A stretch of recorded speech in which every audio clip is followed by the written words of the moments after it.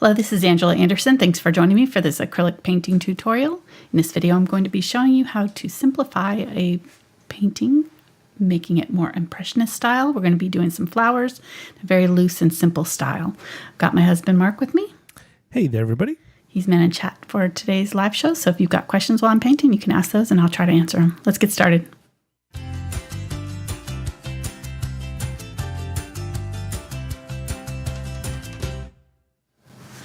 All right, I'm going to be using a canvas panel today. This is a Fredrix mixed media canvas board, 9 by 12 inch size. You could really use any size you wanted to. Kind of consider doing it on a square as well. I think it would be good on a variety of different sizes. And we're going to just pretty much take this original reference image and do our own thing with it. So we're not going to be confined by, the exact image. We're going to kind of make it our own. So hopefully that'll be kind of a fun lesson. This is part of our beginner series. I can't remember how many we've done now. I think we skipped one because last week we couldn't do ours. Yeah, the title says 7, so maybe it's I actually think it's 6. It's probably 6, yeah. Yeah. 7's a new 6. Right. We had snow and it was like -1 degrees or something, -3 at night overnight. So our electric company asked us to not use electricity not use power last week. So we were doing our part. All right. So, but we will be making up the landscape that we were planning on doing. It'll be just at the end of the month or first part of March instead of this month. All right. So going to be using a few aspen brushes. I find that the stiffer bristle brushes work well, a little bit better for this Impressionist style painting because you're using a little bit thicker paint application. You're needing to push that paint around a little bit. And so a softer brush doesn't do that as well as some of these thicker brushes. So if you've got one of these, you can grab it. The blenders will work in a pinch as well if you have this style of brush.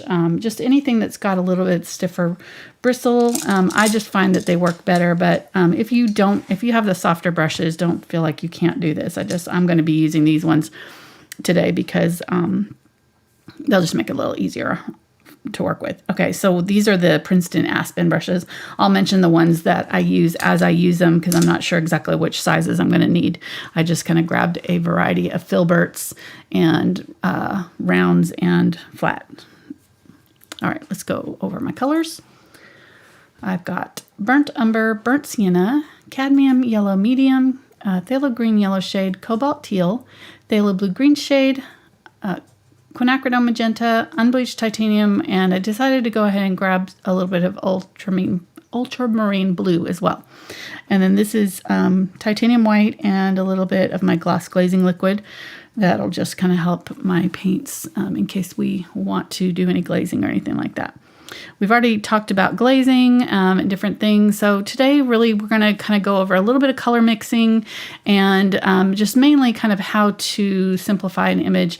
And one of the best ways of doing that is to use a larger brush. If you use a large brush, you cannot do those fine details. So you're forced to do a style that is a little bit looser and messier, maybe, I don't know if it's messy is the right word for it, but Impressionist style, it's a great way for beginners to learn, I feel like, and it's really easy, I think, for really approachable because there's no set way that it has to look. It's just kind of basically whatever your expression really comes through in the painting when you paint in this style. So let's go ahead and jump right in here.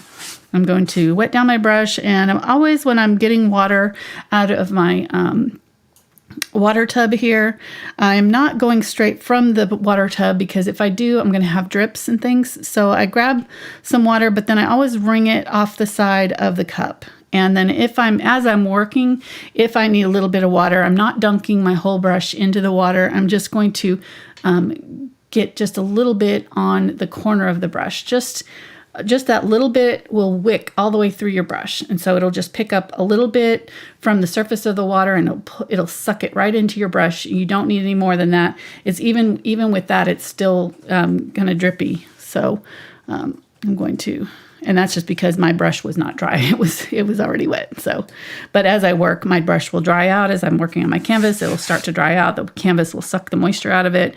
And so we'll just need to dip just the corner into the water from time to time. Okay, I'm going to spray my paints. This is one of the questions that I get a lot about painting with acrylics. I keep my paints moist by spraying them with water pretty frequently, and then I'm going to go ahead and spray my canvas as well, just to start. And what that does is just activates this dry canvas. The fibers will kind of open up, and the paint will go on a lot smoother. Okay. Let's grab some paint here. I'm going to grab the Phthalo Blue. Our background in this one is this beautiful turquoise color. So I'm going to show you how to mix that. I'm going to grab my color just like I normally would do. I'm going to grab it right out of the corner of the puddle. I'm not trying to mix my color right in where it's setting on my palette. I set out my solid colors along the edge, and then wherever I have room in on my palette in the middle, I will mix my colors. So I never mix straight into these areas here. And that way I've always got pure color that I can dip back into and pull from if I need to. Okay, so then I'm going to grab some burnt sienna, and if I want to, I could use a palette knife. It'd probably be less messy, but I'm going to be using a lot of this color, so I'm not worried about it. I'm going to get maybe about 50-50, maybe a little bit more of the blue than the burnt sienna. What this burnt sienna will do is turn this turquoise. I don't know if you can see this because it's so dark, but it's turning the blue to a turquoise. And I'm not really sure what it is in the burnt sienna that does that, because it doesn't seem like the red and the blue would, the reddish brown and the blue would make a turquoise, but it does. It's pretty cool. So I'm going to grab a little bit of white, and you can see what color we've made. Isn't that pretty?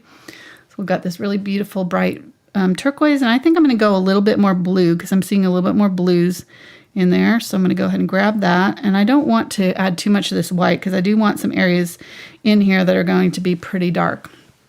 So I'm going to grab a little bit of water off the corner. My canvas is still a little bit damp. I'm just going to go ahead and put this on in a random cross hatching motion.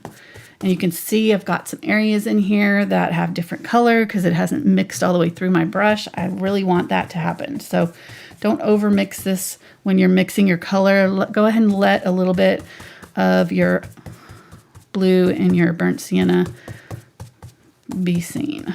All right, so I'm just going to very quickly and I'm really get a little bit more water. I am really pressing down here and pressing that down into the fibers of my canvas. So this canvas is actually pretty smooth, so I'm not having to do it too much. But if you've got a canvas that's got a lot of texture, you may have to really press that paint down into it. And if it's still not getting down in there, then you may need to add a little bit of glazing medium, a little bit of water. That will help your paint be a little bit more fluid and get down in those cracks.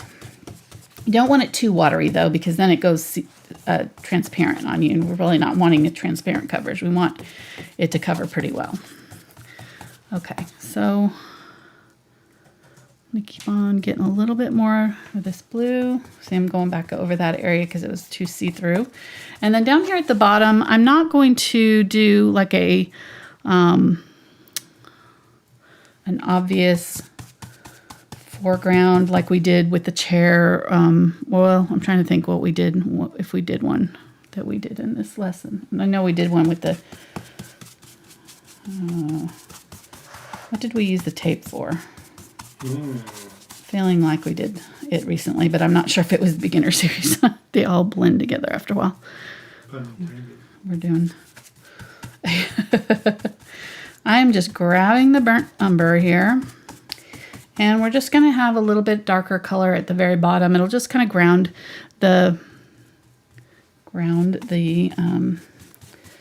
painting, give our vase kind of another color to work against. Okay, so there we go. That's all I'm going to do for now for the background. Was it the skis? No. We used tape? No, it was... Was it the chair, the first chair? No, I did a foreground Go up, go. It was the boots. All right, so I'm getting white here. And what brush? And I've switched to an 8 flat. Okay, so what brush? Just a larger flat. I was using a number 2, or I'm sorry, 2-inch mottler. Okay. Flat mottler, it's called. I'm not wanting to really clean out my water right now because I don't want it to. Do you need me to go clean out that brush? I may have you here in a minute. Yeah, if you don't mind, I'll just go ahead and have you do that. Thank you. So while Mark's cleaning that out, I'm just going to add a little bit of the lighter colors in here. This paint is still wet, so you want to do this while your paint's wet. If you do this while it's in the middle of drying, it'll just lift it off the canvas. So just make sure that you catch it while it's still wet. And I really want to just kind of do maybe, I don't know, kind of this direction. I'm seeing kind of some motion. We're just kind of adding a little bit of movement to the background, some interest here, nothing fancy. And this is really going to be, like I was saying before, it's going to really come from your own brush. So yours is going to look different than mine. It's going to look different than, whoever else. If you're painting with somebody else, everybody's going to be a little bit different. And that's just because you're going to maybe have a little bit different amount of paint on your brush. You're going to be pressing down in a little bit different way. And that's one of the beautiful things about painting, I think, is just kind of how your own expression and your own style kind of can come through. And these kind of paintings where you're doing this really kind of wild and impressionist type of thing really makes it fun. So I'm going to get some ultramarine blue even. Added a little bit of burnt sienna to it. And it's going to make it kind of almost like a purpley blue. I'm going to add some of that in here, and especially down kind of toward the bottom. I'm going to put out some more phthalo blue because I'm all out of it, because I do want some more of that. But mainly I just want to work quickly. Don't fuss too much with this. Fussing, and by fussing I just mean stopping and like working on this one little corner over here for like a half an hour. Don't worry. If the paint is not covering right, or if it's just not looking good, just let it dry. Just let it dry. A lot of times if you're fussing with the paint and it's just not doing what you want it to do, a lot of times it's just because it's trying to dry, and it's like trying to tell you, just leave me alone for a little bit.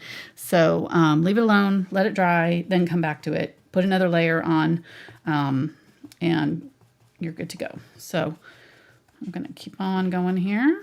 And I don't have to do it, all in this direction here, but I think it's looking good. I think it's a little bit blue though. I can see a little bit more green in our photograph. So I'm going to go ahead and grab a little bit of the phthalo green and add that to the phthalo blue. And what that'll make is a phthalo turquoise, which if we added white to this, it would make cobalt teal. So if you don't have cobalt teal, you just mix these two colors together, a phthalo blue and a phthalo green, or a blue green, or a greenish blue, like cerulean blue would work, something like that. And then a green that's got some yellow in it, or really any green, and just add those two together, you're going to get a turquoise. Ultramarine blue is not great for turquoise because it has too much purple. So you really need kind of a blue that's got some green in it. And you could even do it without a green. You could do it with yellow, and that phthalo blue would also make it turquoise. Okay, so there we go. I like that a little bit better. I like that little bit of green in there. And I'm going to try to add this color. My color up here is probably starting to get dry, so I want to make sure that I don't do too much on top of it while it's drying, because what it'll, like I said, it'll start to lift off the canvas. We definitely don't want that to happen.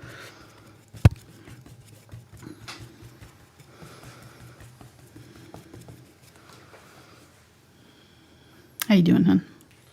I'm doing good. Everybody survived Snowpocalypse 2021? I did. You did. Yes. Good. Fitzpickle was very sad today going outside. There was no snow. And it was like 70 degrees or something, like it was super warm. Mm-hmm. It's like, what happened? I was happy. He was sad. Right, I know. The puppy did not And that's okay. like losing his snow. All right, I'm getting some more water here. There's still some in the side yard where I shoveled, so. Oh, there you go. He went for a walk today and he came back just panting like crazy. It was so hot. He's got a really thick fur coat and we're definitely going to have to cut it this summer. It's not going to work when it starts to get warmer out. It was way too hot. All right, I'm going to mix a little bit of the Unbleached Titanium with my burnt umber here. And I'm going to use that down here. This is already pretty much dry. So it's going to go on kind of.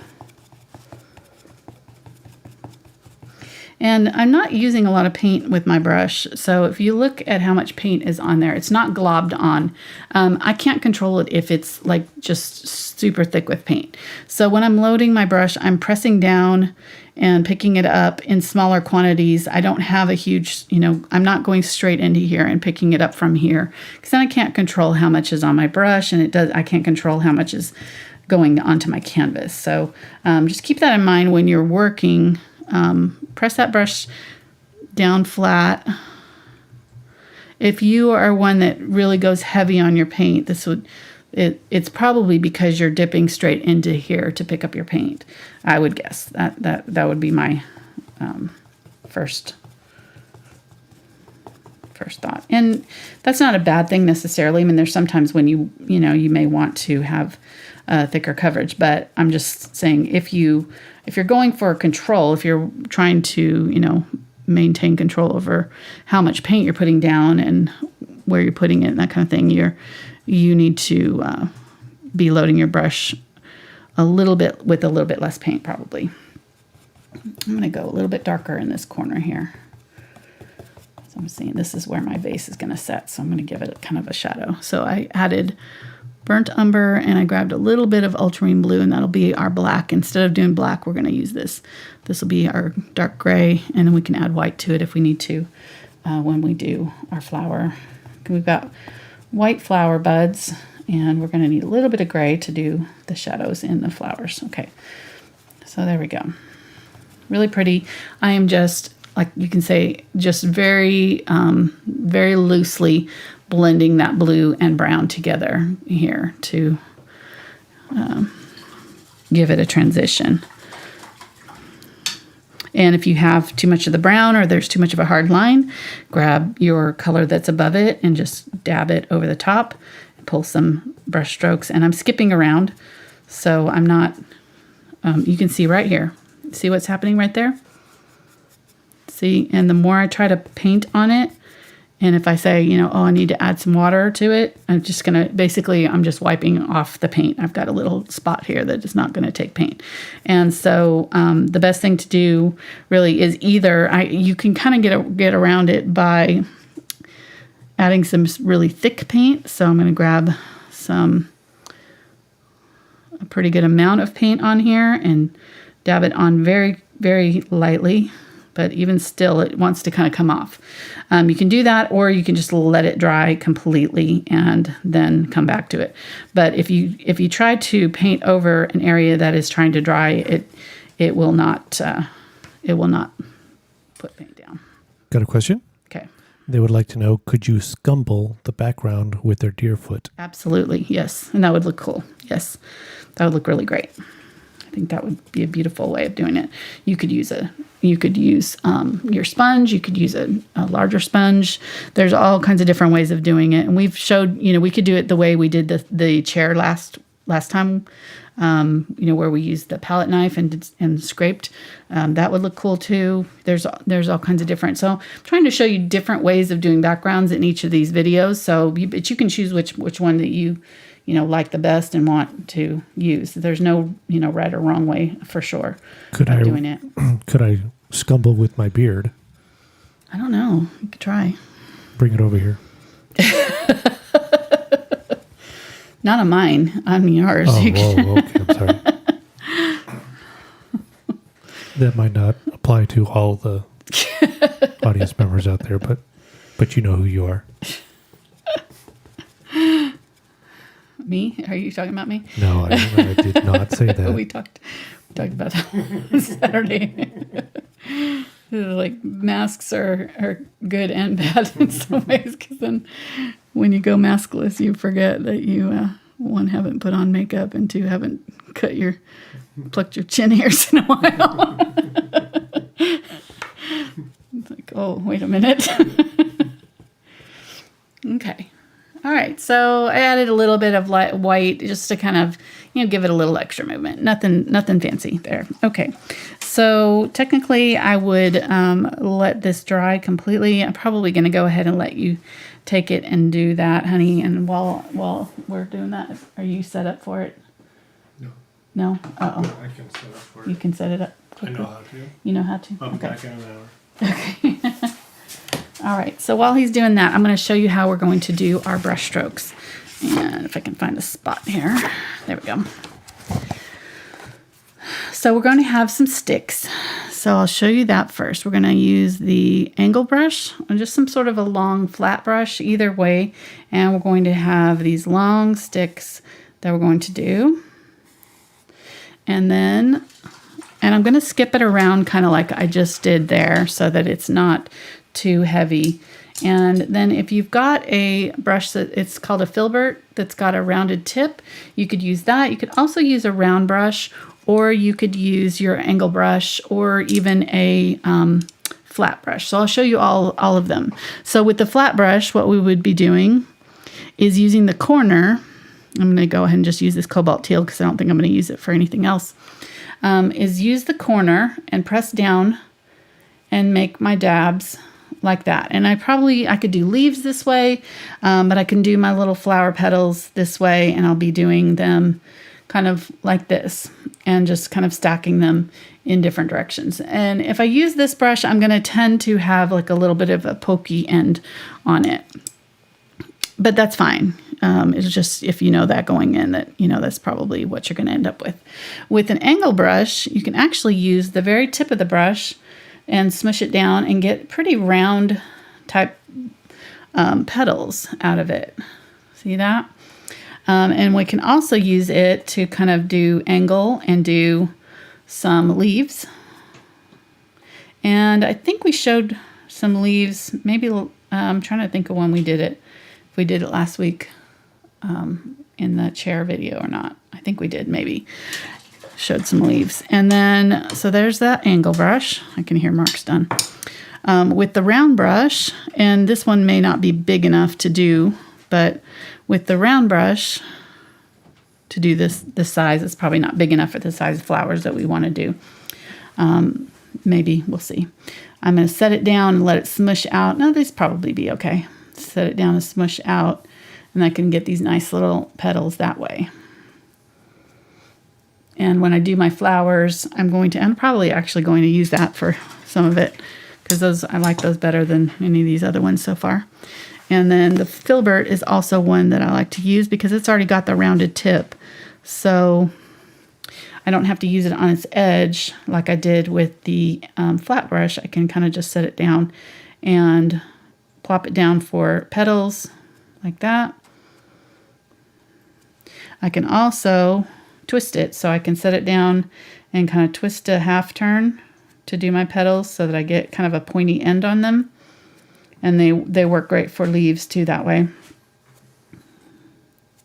And I'm doing these kind of sloppy. So we're not going to be doing all of our flowers facing us. So some of them are going to be kind of to the sides. So some of them we're just going to see kind of a couple of brush strokes like angling this way, and then a couple of them angling in that way. And that would be a flower that's kind of facing and cupped towards that direction. And if I wanted to do it in that direction, I would do my two outside ones kind of angled this way, and then do my couple of brush strokes in this way, and that would kind of turn it into this way. So this right here is what is going to kind of make your direction in your petals, and just depending on how you want to stack them. And a lot of them are going to actually just be like little dabs and dots. We're not going to actually form flowers on every single one of these, because there's a lot of them that are kind of just like we're seeing little bits of the flower behind other flowers and things like that. So we're just going to kind of really play with it and form our flowers organically as we go. Okay, so here we go. Here's our background. And it's fairly dark, but I want it dark because it's going to really make those white blossoms pop.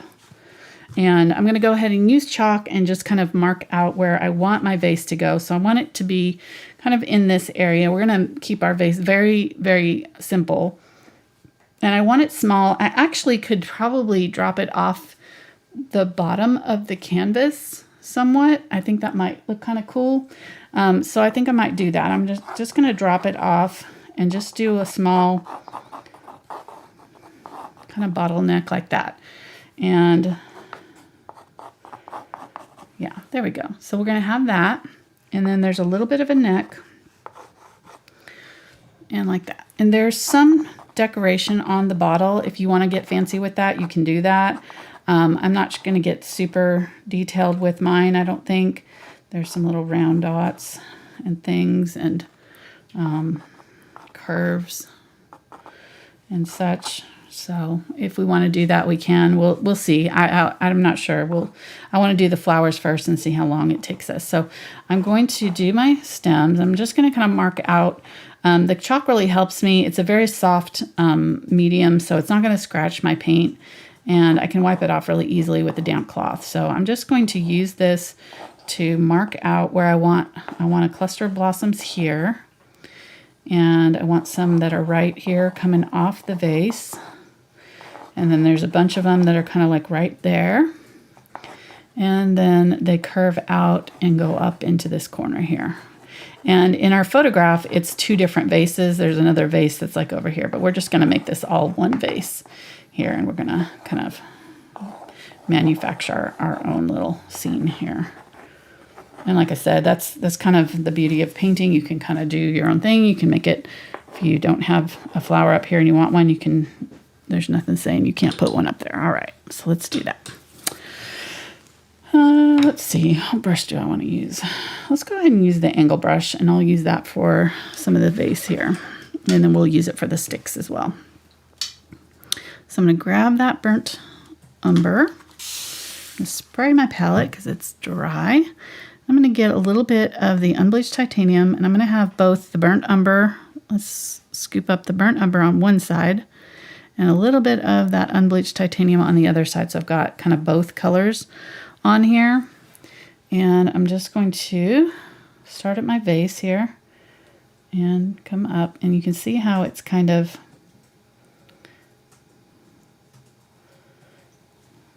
doing two colors for me as I do this.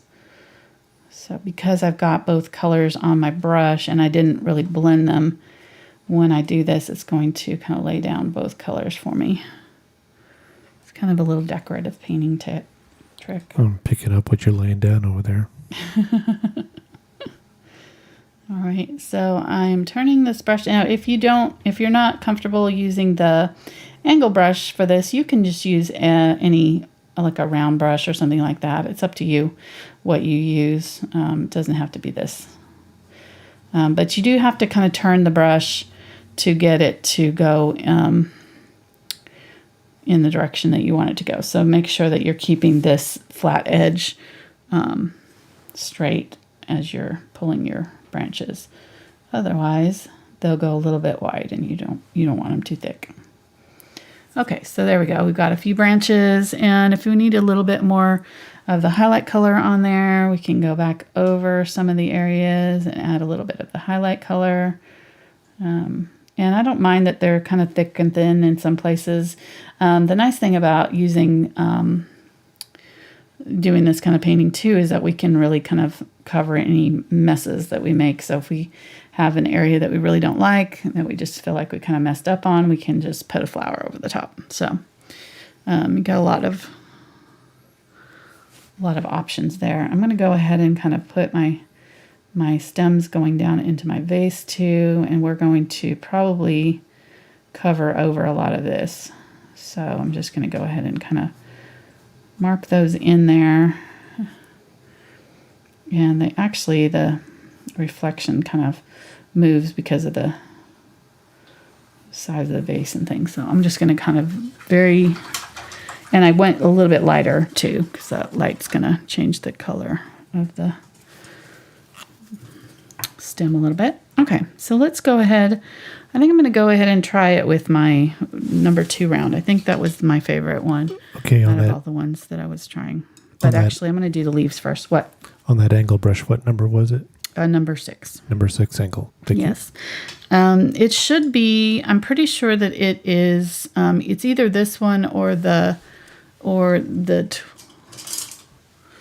one that are in the Princeton Summit series. Angle 6 is in the intermediate set on the brush guys. So. Okay. And now what brush did you go to? I'm going to grab actually I said I was going to grab the round. I'm going to grab the Filbert and do my leaves first. So I'm going to do the leaves. So which Filbert? The number 4. Thank you. And do you get paint all over your long sleeves? And the 4 Filbert in this brush is a lot different than the 4 Filbert in this one. It's more pointed. See that? So just kind of each different brand has its own kind of properties. What were you saying, hon? And do you get paint on your long sleeves? I do sometimes. I'm not today. Hopefully, I can turn them inside out a little bit to help in case I do get a little bit. So when the fashion to wear your clothes inside out comes in, then you're gonna paint all over them. Well, yeah, it's okay. Or we get too old to notice. Exactly. Okay, so I added a little bit of burnt sienna to the yellow, or the phthalo green.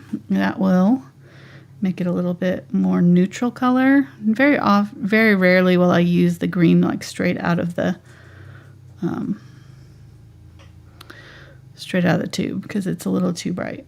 And then I'm going to mix a little bit of this cobalt teal with it over here and just have kind of 2 different greens to work with. Kind of this beautiful sage green. And let's just do some leaves here and there. So I'm going to just set my brush down and kind of twist it. This is too dark, so I'm going to get a little bit of my white here. Add that. And if I want my color to stay a little bit brighter, I can add a little bit of yellow. See how that yellow really perks up that color and makes it a little bit brighter. Okay, there we go. So there we go. And I'm just swiping it through. So I've got all these different colors on here. So when I do these leaves, there are going to be all kinds of different colors that are happening. And I won't have to go back in here and do much editing later. I'm just setting my brush down and kind of pulling it. I can twist it. I'm doing some smaller leaves too in here. Okay, the reason it's doing that, do you see that?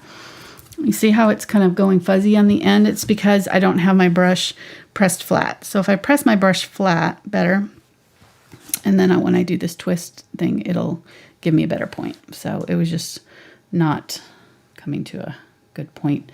If your brush is not coming to a good point before you lay down the paint, it's not going to come to a point magically when it gets on the canvas. So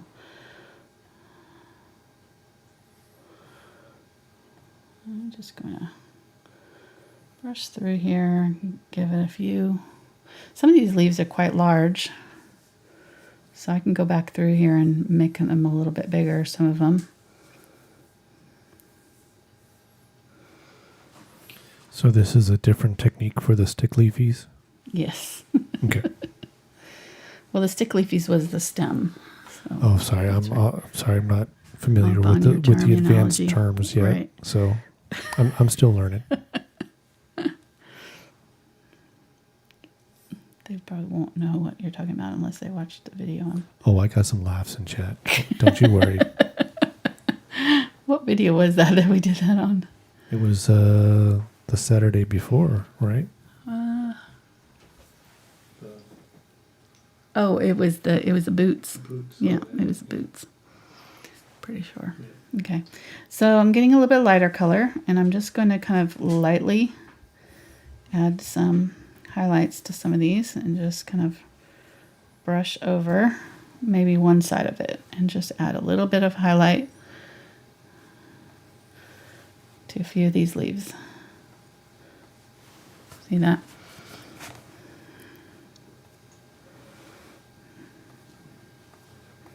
And I'm going to go into the area that have my, that I'm going to be putting my flowers to, and just add little bits of greenery in there because I want them to peek through my flowers so that I have like little bits of green kind of popping through.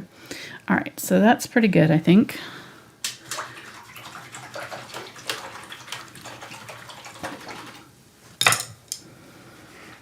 So I'm going to let that dry, and while that's drying, let's go ahead and work on our vase. So I'm going to get my, let's go ahead and get this 6 Angle Bright.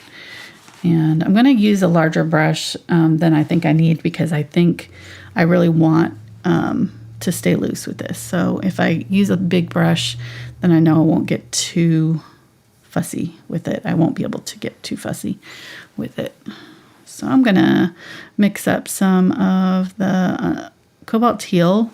I'm going to mix up a color that is around us. Glass will pick up the colors around it. So I can use the green, I can use this blue, I can use the brown, I can use all of these colors that are close to it. It's going to pick up those colors and reflect them.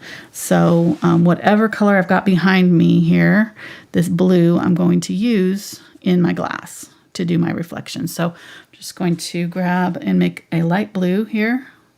And I'm using the Unbleached Titanium because I've got kind of this brownish tone down here toward the bottom of the vase. And so I want to use that too. So I'm going to just skip it. I'm just going to put this on very lightly. And I don't want to really outline it too much. I want it to skip around some. So keep it loose. I'm going to get some brown since we're down here in the brown area, and I'm going to use the brown down here. And then I'm going to use the tip of my brush and just draw on any of these little reflections and thingies that I want going on. So I'm just going to use the very tip of it, and I'm very lightly, I'm not barely touching down here to get this. I want it to be kind of loose and broken. Don't want my lines too solid. Just for this kind of painting, at least. Okay, so let's go ahead and do our little reflections.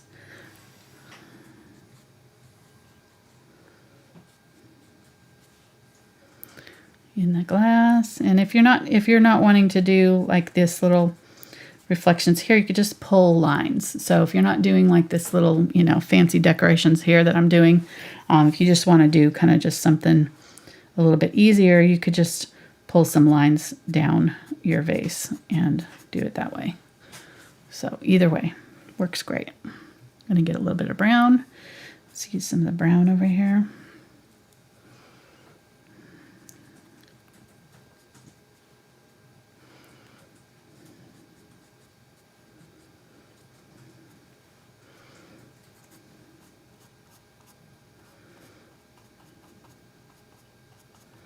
And then up here, I can get a little bit more of the white-ish color and do my rim with a little bit of that white. Use the tip with a little bit of the brighter white to just kind of do some lines kind of side to side, and using the tip and again this larger brush. It's going to feel like you're a little bit out of control, like you can't, you know, do... maybe can't fit it in here or can't like do the details, but that's what you want. That is what will keep you from overdoing it. So now I'm using the white, and I'm very, very lightly going to go back over these areas and just add a little bit of a bright highlight just over the top of some of these areas, and not everywhere, but just like some of these little details that are poking out of the glass. Right here, this glass is rounded. So it's coming out towards us, catching a little bit of light right in here where it's a little bit rounded and thicker. So I'm going to do a little bit of brighter highlights right here. And I did it right here too, because this is where it turns and comes back out right here. So there's a little bit right up here on the neck. And if I get too much paint, which I think I did right there, I'm going to get a little bit of this blue and I'm going to use it and go back over some of these areas with the blue from the background, but it's a little bit lighter than that. See that?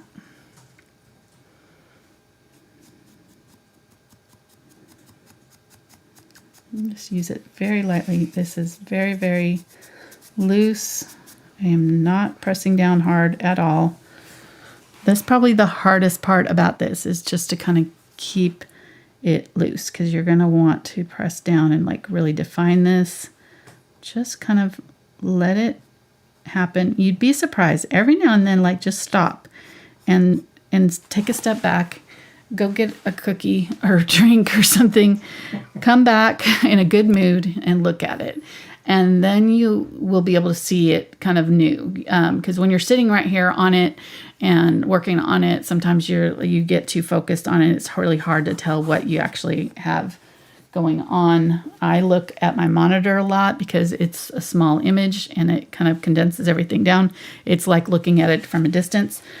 So look at it from a distance and get an idea and see if it looks good from a distance, then that's what you want.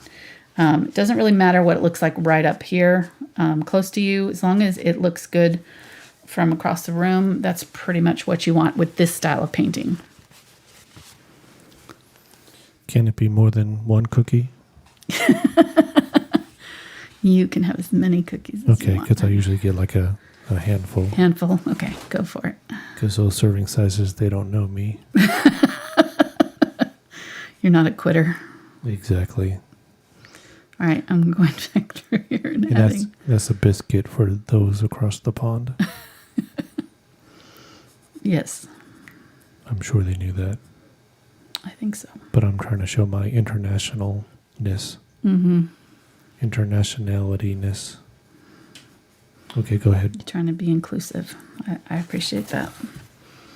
Okay, so I think that's just about all we're going to do, maybe. I'm not sure. We may want to do more later, but let's go ahead and grab a little bit of this Ultramarine Blue. I'm just grabbing the colors that I already have used because I know that those will be in my vase, right? We've already got them on the canvas. So I'm just going to grab whatever's still wet over here on my palette and use that in my vase. And I feel like I got this area a little too solid, so I'm just going to go over that a little bit. Smooth that out a little bit. Okay, I think I'm pretty happy with that. I might go in and just do a really bright highlight on here, but I want to get my flowers on first and see if I want, and just let this dry because it needs to set up. The paints are still a little bit wet. I don't want to get too touchy and go over anything. And these leaves are still a little bit wet here too. Okay, so let's go ahead and grab my white. And I'm going to use this off-white color that we mixed up before. It's got a little bit of burnt umber in it, and some of the Cobalt Teal blues, and we're just going to use that as our dark gray for our flowers. Because you're going to have gray and whites. White's never just plain white. It's always shades of gray. So, I mean, unless you're at the very, very brightest highlight, that's going to be white. So save your bright white for that. If we went straight in here and did all of our flowers with the bright white, I'd have absolutely no depth to them at all. And we want them to have a little bit of, depth and character. So I'm going to go ahead and mix up a couple of different grays, a little bit darker one here and a little bit lighter one there. Honestly, does not matter what colors you use in this because they're all going to be gray. So if you want it to be a little bit more pink, you could add a little bit of the Quinacridone Magenta. So let's go ahead and do that on this one maybe, and like give it a kind of a maybe a little bit more purplish toned gray. And then this one has got a little bit of the blues in it. It doesn't really matter. We're just going to kind of use them all and make our flowers. So let's go ahead and just do a few flowers. And I'm just going to do a few flower petals that are kind of towards the outside edges of my flowers. And I showed you before kind of how to do them, but I'm just going to kind of lay in just randomness. I'm not going to get too fussy. And this is where, it can be a little bit frustrating for beginners because you can feel like you don't know what you're doing with this. It's a little bit like chaotic, because I'm not like saying do, it exactly this way.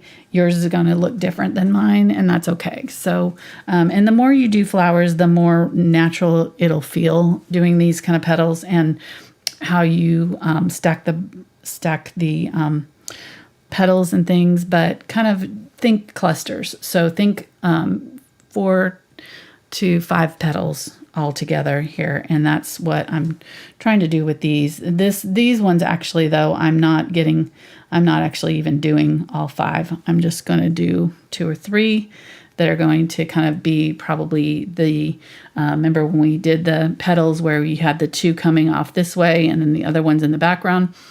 These are going to be the ones in the background. The 2 in the front are going to be brighter.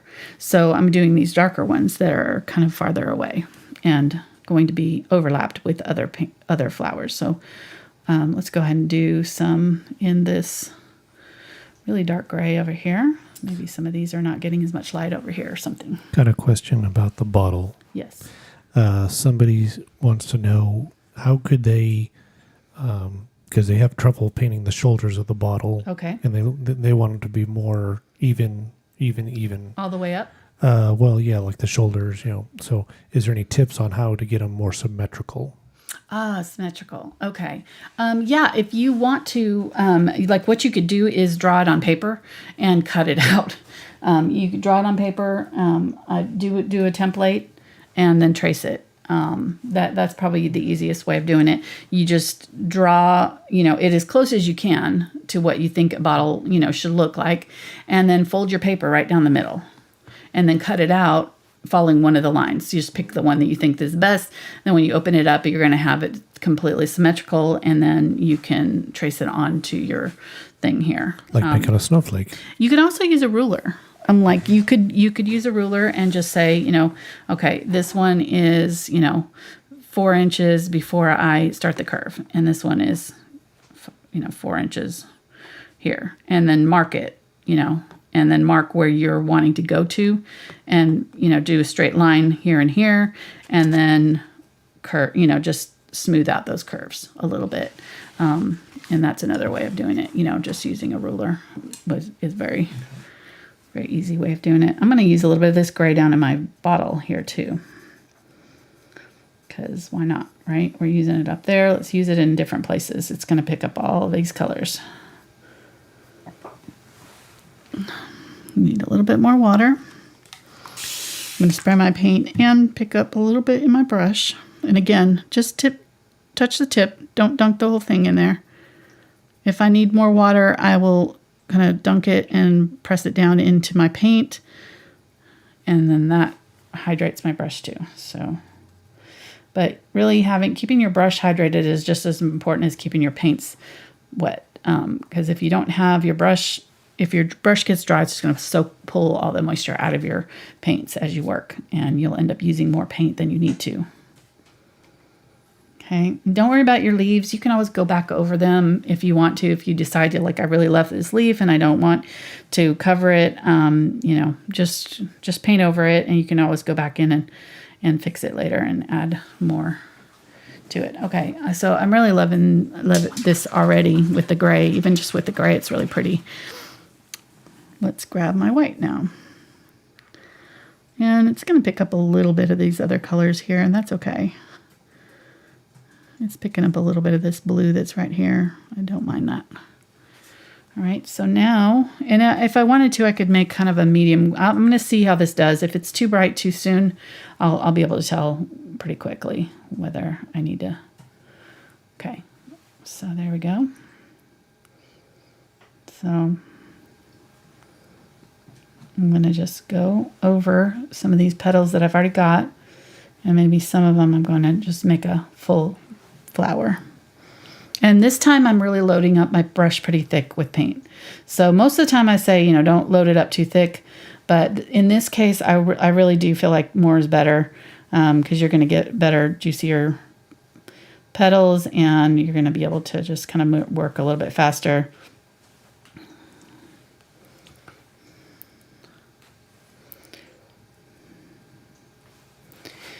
I feel like I probably want a color that's a little bit in the middle. I feel like this is a little too bright too soon.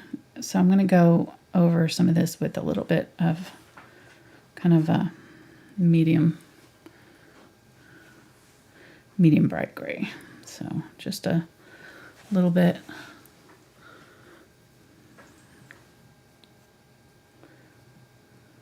And go back in here with my darker gray too. So it's just going to be a matter of stacking these petals, leaving a little bit of that darker gray showing, and I'm really not, you can see I'm not being super special with these flowers. I'm kind of doing a messy, and honestly the messier is going to, you know, make it more interesting than if you went through here and just had them all exactly perfectly symmetrical. They look a little more natural. You know, they're looking juicy. Thank you. Quiet. I don't think I have ever used that adjective for flower flowers petals, before. but you know, now I can't unhear it.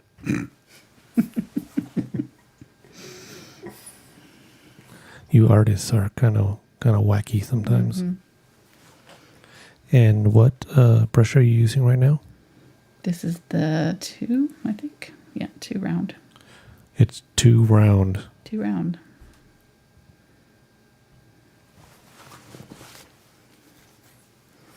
Okay, I'm just making sure that I'm kind of doing these little clusters sort of together too, so that these flowers, they kind of grow in these little bunches on the branch. So I have a little bunch here, and a little bunch here, a little bunch over here, and then I'll do, you know, cluster over here. And they all live together happily and share the space.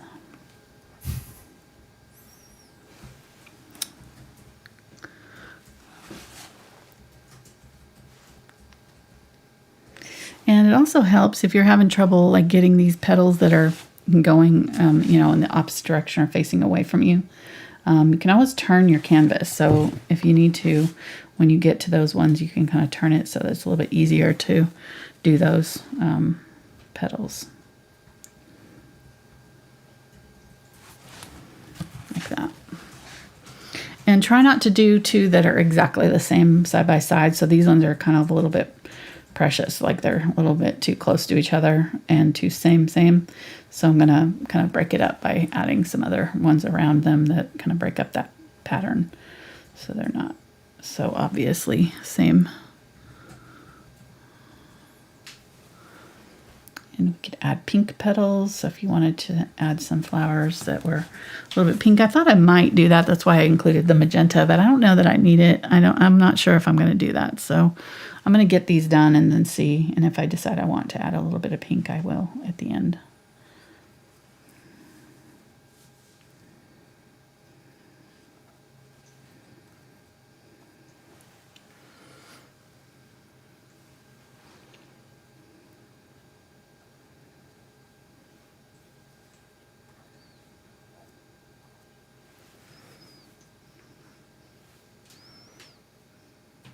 Adding, so if it gets to where it's breaking up, if you see this paint kind of breaking up right here, I don't know if you can see that. Go ahead and zoom in a little bit.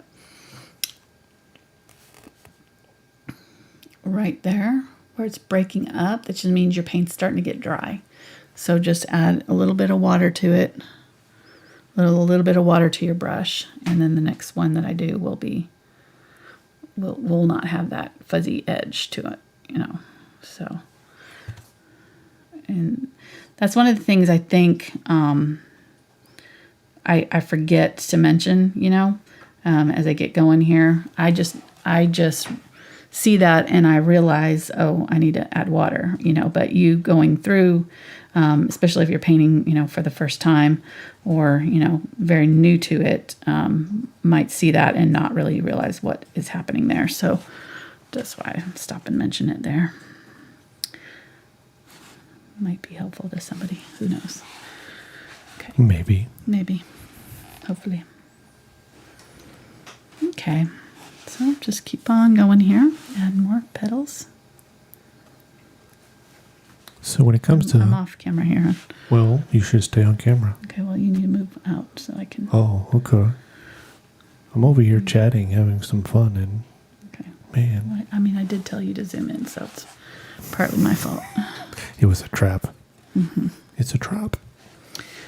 All right, so I feel like they're getting a little bit too bright, like all over. You can see that, you know, they're kind of all the same. So I'm going to do these ones a little bit darker gray as I do them, or, you know, I could even add a color to them if I wanted to. What were you going to say? We had a question regarding shadow colors. Okay. So is there a specific color that's best for shadows? Cool colors. So blues, purples, those kind of colors are going to look good for shadows. Good thing I asked you. Grays also, you know, obviously. But my answer wasn't anywhere near that. Okay. What were you going to say? Well, what I did say in chat was it would also depend on the colors in the painting. True. But in general, you're going to be using cool colors. Those recede. So your cool colors are the blues and purples and greens. Kind of like my hair. Right. Exactly. I didn't know brown was a cool color, but it's a receding color. It's a receding color. Gray is a receding color, obviously. It needs to recede off of my ears.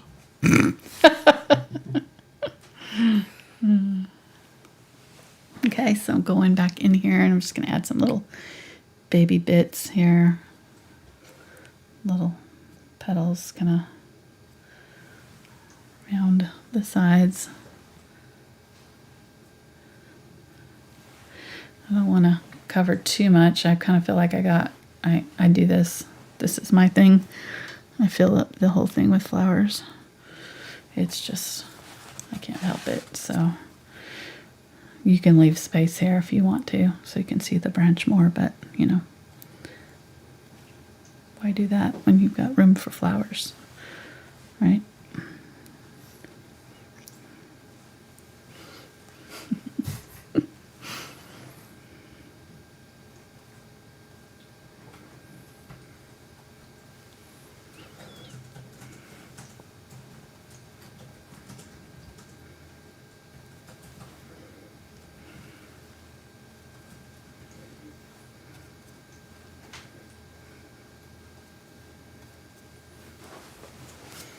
Okay, and then maybe just do some little bits kind of leading off. You could even have some floating down. So I did a painting once where I was like kind of the wind, you know, blowing, and I had a few petals that were kind of coming off and drifting down. And you could get as creative as you want to with yours. All fun. Lots of fun stuff you can do with it.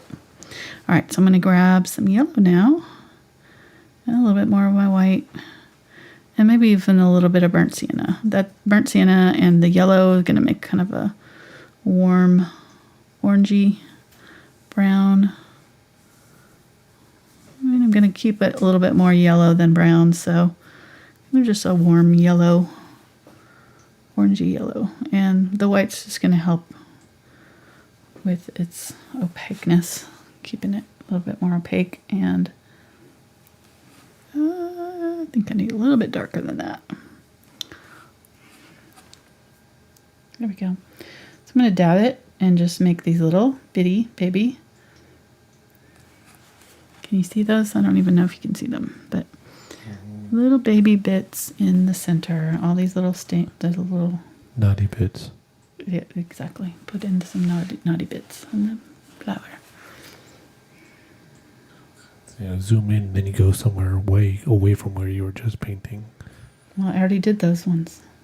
But there's others next to them. Okay, well.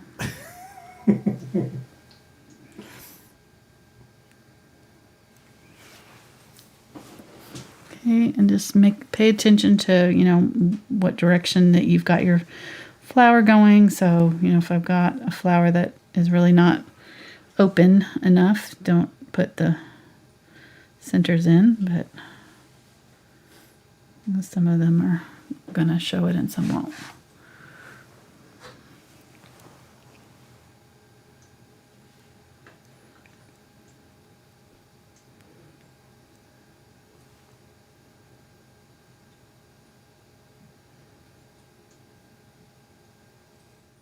So I'm going to remind everybody about patreon.com/AngelaFineArt.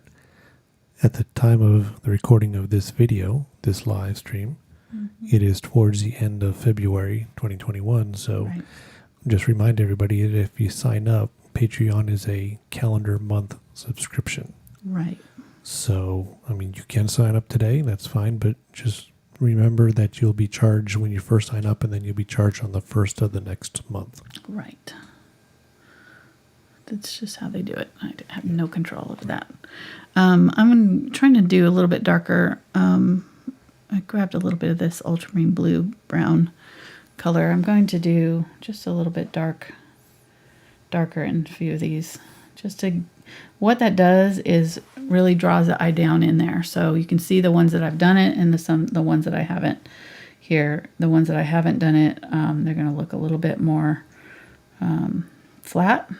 And then if you do this dark center, it kind of all of a sudden it pulls that eye down and it makes the flower look a little bit more deep. So doing just a little bit dark. We have the yellow in there, but the yellow is too bright to really draw the eye down. So this is going to help with that.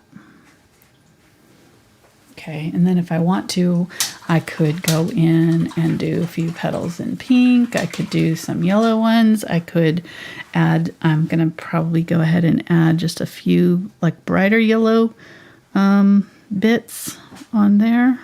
Maybe even a little bit the green with the yellow, and do a few little dabs with that. And then some of these where there's it's facing away from us, there's some little lines that you can see where the little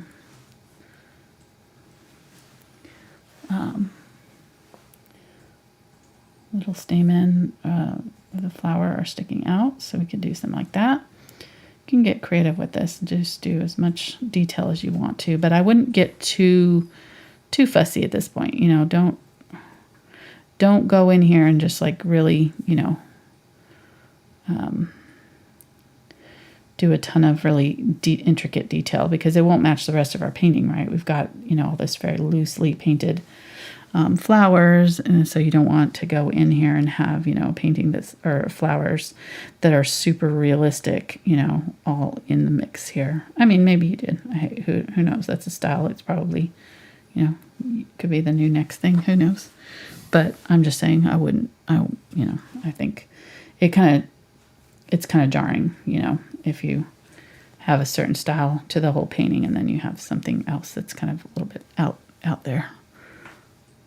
But again, it's your painting. You do what you want with it.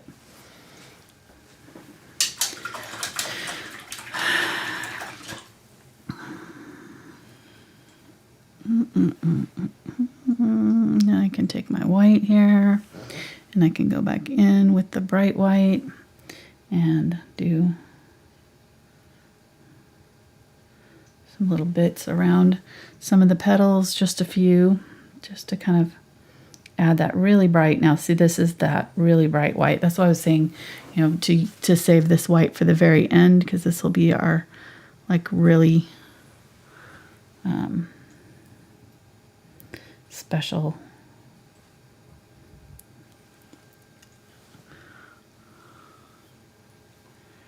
it'll really draw the eye in on just a few of these petals here that we use it on.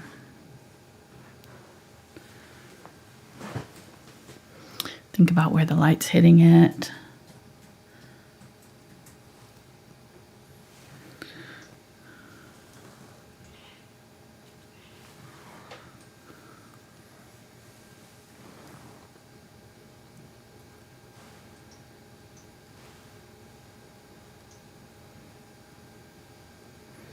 And I'm not necessarily doing the whole petal, I'm just maybe touching a little bit on the outside border of it.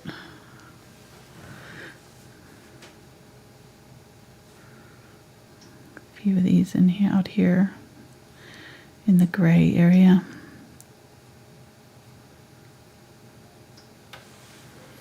See how that really like draws the eye in.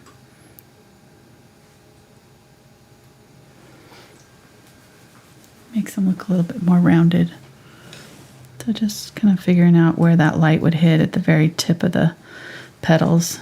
I'm not going into the middle part because that part is going to be darker. It's going to, I mean, unless the light is shining straight down into the middle of the flower, which could happen too, but for the most part, that middle part is going to be a little bit darker. So I'm going to keep the highlights around the outside petals.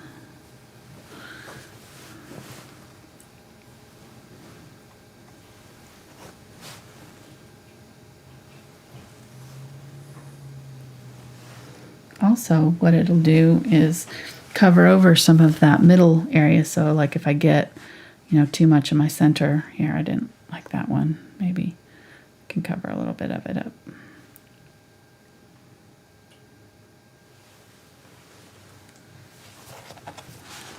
Time only 7 o'clock. Oh, we're making really good time on this. Oh, I would have to say that if you need to be somewhere when you're painting, I would set an alarm. I used to have to set an alarm to pick up my kids from school. I kid you not, because I would forget. Like, you know, you don't want to be that mom. So. You forget, you lose time when you paint. That's my point. Yeah, you could accidentally forget the kids. Oops, what time is it? I saw a post on Facebook said a nope is what you call a group of somebody else's kids. A nope. Like as a nope, I'm not. Not going there? Okay. Yeah, that's great. All right, making some more of that green. It dried up. So it was the phthalo green and burnt sienna with a little bit of the cobalt teal and yellow. So just basically just kind of a light green. Doesn't have to be any particular certain color. I'm just going to go back through here though and add my little bits of green back in case I've got any leaves that I feel like, you know, I want back, you know. And then let's go ahead and use, I'm going to wipe most of this out. I'm going to go ahead and use a little bit of this green in my vase because it's right here by this leaf. Maybe it's picking up a little bit of the green too. Who knows? Let's grab that brown and use a little bit of it up there too. Okay, I think I'm pretty happy with my vase, but let's go ahead and do just like a really bright highlight on it. I feel like that would look good. So I'm going to use the Filbert here in my white.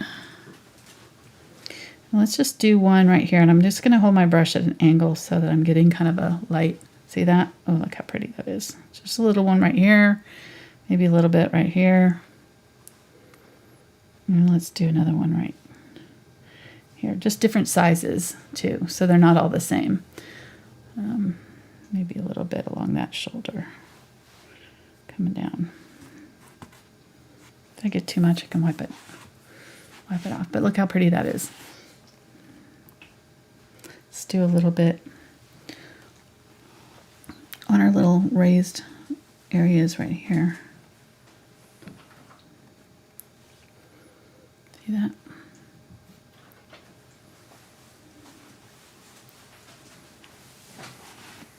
Okay, keep it. Don't, it's really easy to overdo this, so I'm trying not to, because I really want to just cover the whole thing with white bits, but this, my tendency is to want to, you know, kind of like flowers, just to keep on going here and add more is better, right? But it's really not with glass. You kind of want to keep it very, what is the word I'm going for? Loose, sparse. Little bit goes a long way with the white. Okay, I think that's good. So let's leave it there. And I'm gonna use a cloth and wipe my chalk off. You can see what we've got. You can always, I think let's splatter too. Why not, right? I feel like a splatter. It's been a while. Let's splatter some. I think that'll just help. Oops. Okay, so don't do that. Don't do that. Jeez, I just got my white on there and wiped off. And make sure your white's dry before you touch over it. I wasn't paying attention there. I was just talking and don't get So again, let it's this dry completely before you do this. good pro tip. Yeah, well, I'm Right. not doing it because I But want to see what it looks like. and as we say all the time, you know, if splatters aren't your thing, you can still be our friend, but you don't have to put them on your painting. Just don't tell me Right. about it. Exactly. I don't need to know. Joking.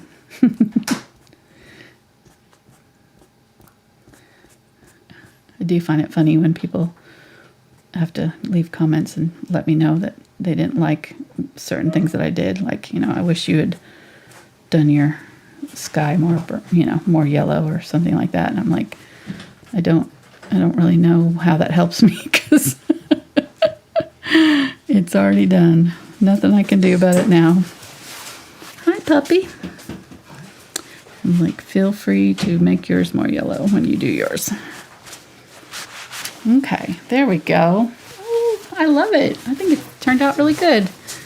I hope you guys try this. It's really fun painting in this style, you know.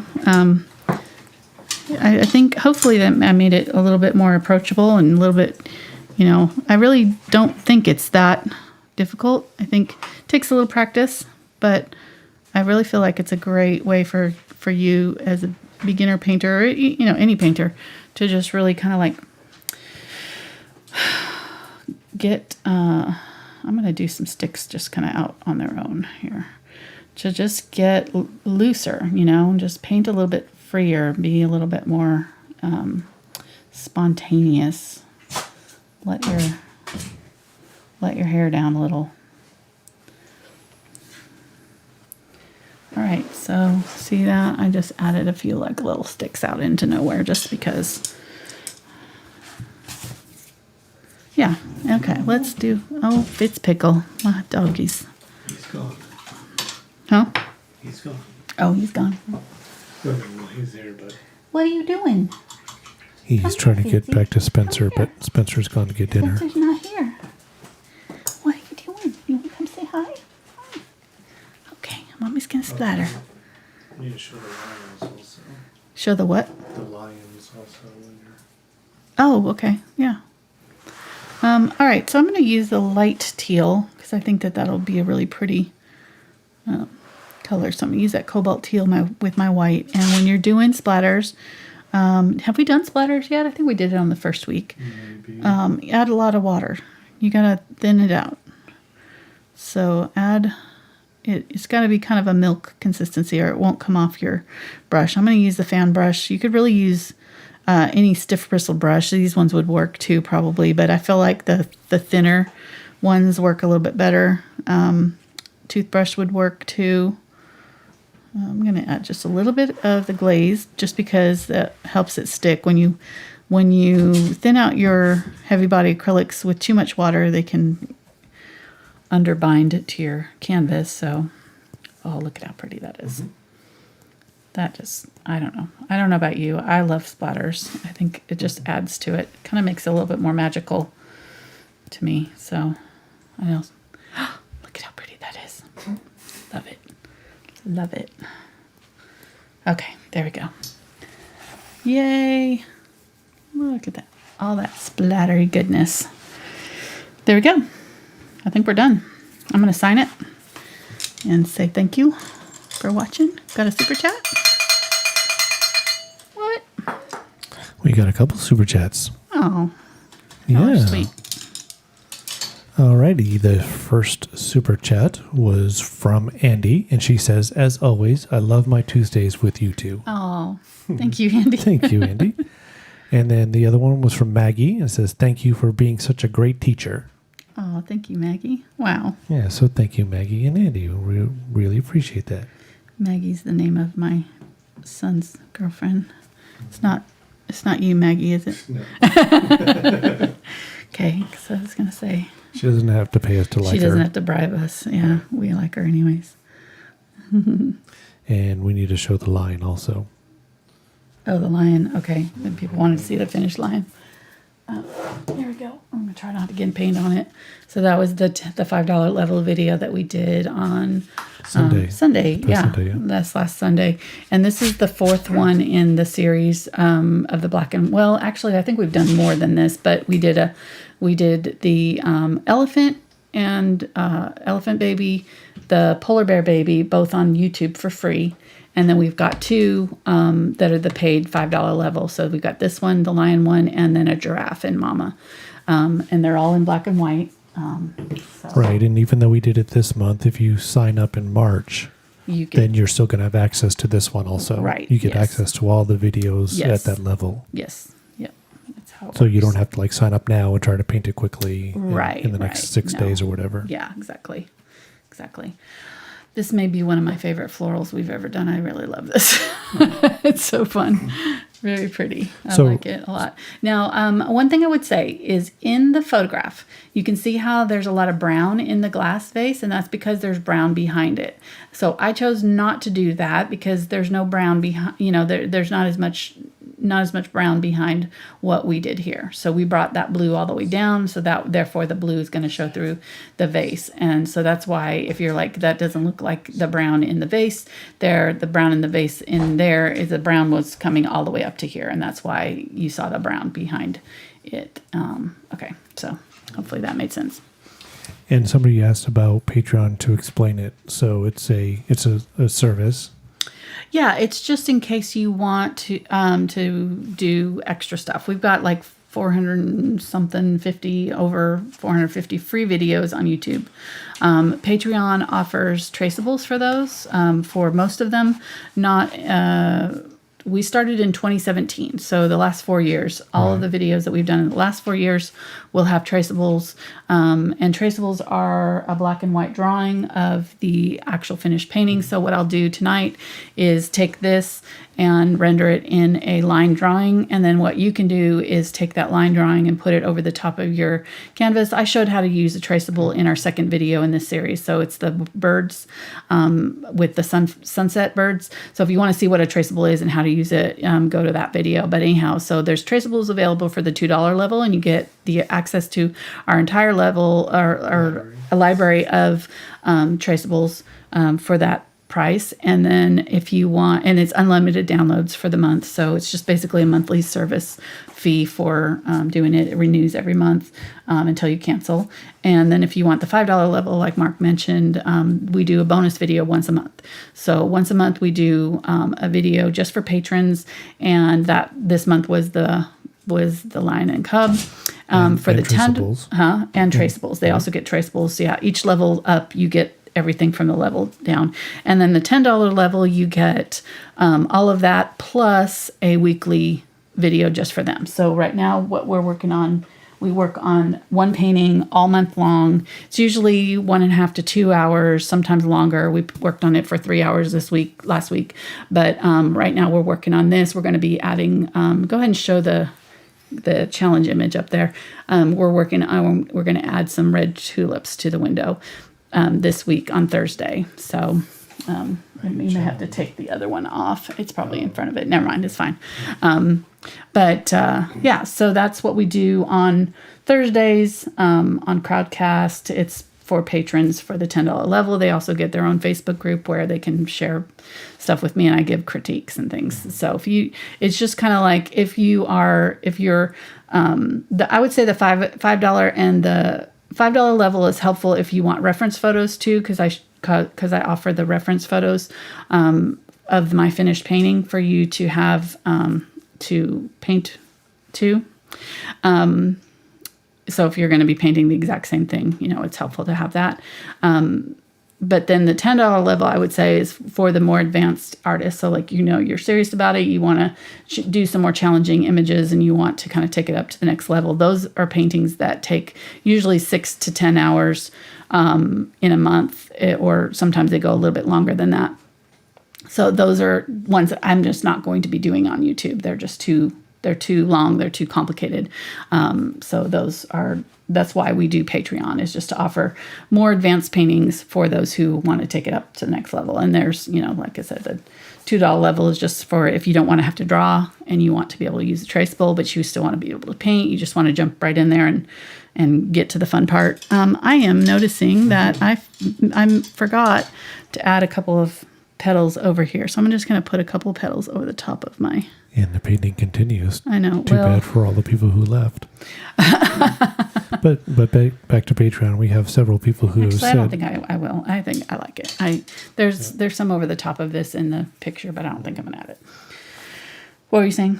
I was just going to say there have been several people who have said that even though they don't feel like they're advanced enough to do the $10 level painting, they enjoy being in that group because it's Right. A further extension of the community, and you get the Facebook group and so forth. So. Yeah. But anyways. Yeah, definitely. That group is a tight-knit group. Those ladies are really nice, and they really are encouraging to each other. So I would say. All right. Thanks, guys, so much. Thanks for hanging out with us on a Tuesday night. And we will be back on Saturday with another video for you. And what are we painting on Saturday? I don't even... Oh, penguins. Penguin, mama, and baby. I guess I was in a mama and baby mood today. I guess I'm missing my babies. I need that grandbaby coming back to see me. So, yeah, we're going to be working on that on Saturday. So hope you join us for that. If you are new to our channel, hope you subscribe and come back. Leave a comment. Let us know what you liked about it. And we'll see you next time. Thanks for watching. Bye.